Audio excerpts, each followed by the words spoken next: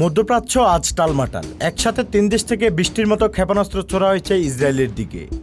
Iran, ইয়েমেনের হুতি বিদ্রোহী গোষ্ঠী এবং লেবাননের হিজবুল্লাহ, এই 3 পক্ষ একযোগে চালিয়েছে ভয়ঙ্কর ক্ষেপণাস্ত্র হামলা।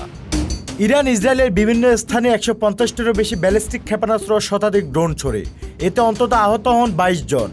ইরান বলেছে এটি ইসরায়েলের আগের হামলার পাল্টা জবাব। ইয়েমেনের হুতি গোষ্ঠী থেকে হুতিরা হামলা চালায় বেন গুরিয়ন বিমানবন্দর এলাকায়। একটি বড় গর্ত সৃষ্টি হয়, ধ্বংস হয় যানবাহন, আহত অন্তত 8 জন। লেবাননের হিজবুল্লাহ থেকে হিজবুল্লাহর ক্ষেপণাস্ত্র ইসরায়েলের উত্তরাঞ্চলে আঘাত হানে। ইসরায়েলি সেনাবাহিনী পাল্টা হামলা চালায় লেবাননের অভ্যন্তরে। এই হামলাগুলো শুধু ইসরায়েল নয়, পুরো মধ্যপ্রাচ্যের শান্তিতে নতুন করে হুমকির মুখে ফেলেছে। যুক্তরাষ্ট্র, ফ্রান্স, ব্রিটেন সহ বিভিন্ন দেশ এই হামলার নিন্দা জানিয়েছে এবং সকল পক্ষকে সংযম দেখানোর আহ্বান জানিয়েছে। প্রশ্ন হচ্ছে, এই সংঘাত কোথায় গিয়ে থামবে? শুরু হলো নতুন আরেকটি যুদ্ধ, নাকি থেমে যাবে এই আগুন? আপনি কি মনে করেন, যুদ্ধ হবে নাকি আরও ছড়াবে? মতামত দিন কমেন্টে।